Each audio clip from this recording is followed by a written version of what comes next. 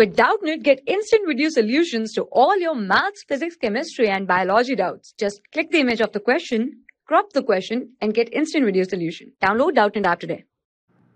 Hello students, I hope you all are doing good. Today our question is like this. Addition of an electron to a neutral gaseous atom always leads to. Okay, our first question is like this: formation of anion, liberation of energy, and our third option is like this: decrease in proton divided by electron ratio. Okay, so this is a very basic question. So our option for this question is only second, first and third, and only first. We need to give the correct part of this question. We need to give which part of the question is correct, that is first correct, second correct, or third correct. Okay, so let us solve this. This is a very basic question. When an addition of electron to a neutral gaseous atom takes place, like we have a neutral gaseous atom like A gas. This is a neutral gaseous atom. When an electron is added in it, in it, there will be formation of anion like this, A minus anion. Okay, there will be formation of anion. There will be always formation of anion. So our first option, or we can say our first part of this question is the correctly true. That is, when an addition of electron to a neutral gaseous atom takes place, then there will be formation of anion takes place. Okay, so this is how the formation of anion takes place. Okay guys, now our second option is liberation of energy. Addition of electron to a neutral gaseous atom always leads to liberation of energy. This part is incorrect. This part of the question is incorrect, because there is not always leads to liberation of energy. There is usually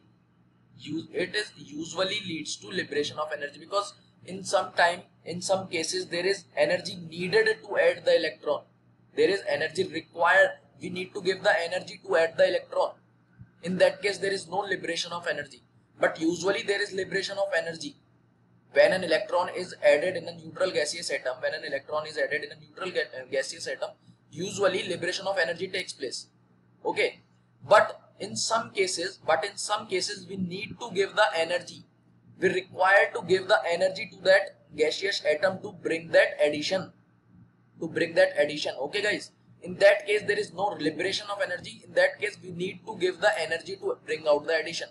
Okay, so it is not always, it is usually it leads to liberation of energy, but not it always leads to liberation of energy, because in some cases we need to give the energy to bring out the addition. Okay, so in that case there is no liberation of energy. We require the energy. We need to give the energy to the isolated gaseous atom. That isolated gaseous atom require energy to bring out the addition. In that case there is no liberation of energy. So our second part of the question is incorrect. Okay, our third part of the question is decrease in proton by electron ratio. So this is a very basic question.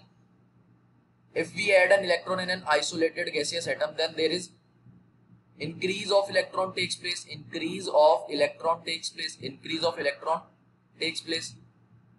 Okay, I hope you guys are understanding it.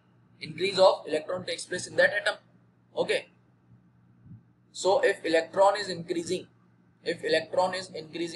then there is decrease in the proton by electron ratio. Okay, let's say we have initially proton by electron ratio as x.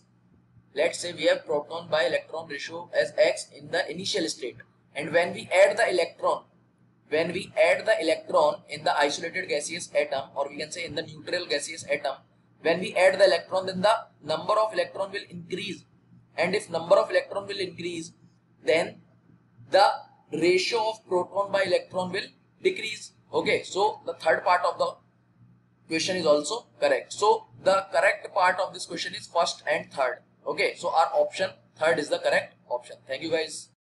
For class 6 to 12, IIT JEE and NEET level. Trusted by more than 5 crore students. Download Doubtnut app today.